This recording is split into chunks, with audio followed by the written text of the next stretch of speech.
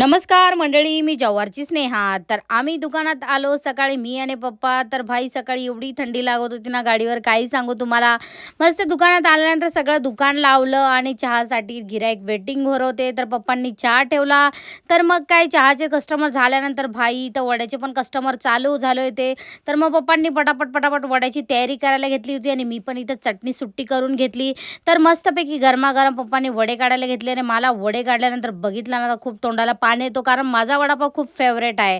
नंतर मी आली होती थोडी बाहेर आणि बाई कुत्रे बघा किती मस्त आहे ना, थंडीमध्ये आरामात झोपलेत, काय टेन्शनच नाही. तर मला कधी-कधी असं वाटतं ना, का माणसांपेक्षा कुत्र्यांचीच लाईफ मस्त असते.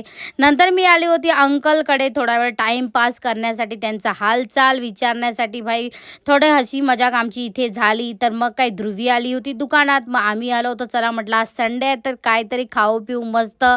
नंतर मी दुकानात आली आणि भाई माझी बहीण पण आली होती आज मला चक्क डब्बा घेऊन. तर मस्तपैकी तिने मला आणली होती शेकटाची शेंग आमलेट वगैरे. तर केतनच्या गैरहजेरीमध्ये मी आली होती. इथं केतनच्या बेस्ट फ्रेंडच्या मुलाचा बर्थडे होता. तर बर्थडे सेलिब्रेशन झालं आणि भाई इथे आम्हाला मोजिटो दिला होता प्यायला. काही सांगू, एक नंबरच त्याची टेस्ट होती आणि स्पेशली तुम्हाला खूप आवडला. भाई बर्थडे बॉयने एवढा रडत होता ना, केक कापायला घेतला त्यावेळेस पण आणि आत्ता पण तो खूप रडतच होता. मग काय गुलाबजाम आले आणि भाई मी तर गुलाबजामवर एकदम ताव मारला. एकदम गुलाबजाम पण मस्त टेस्टी लागत होते ना. तर बाय मंडळी, व्हिडिओ आवडला असेल तर लाईक शेअर सबस्क्राईब करा.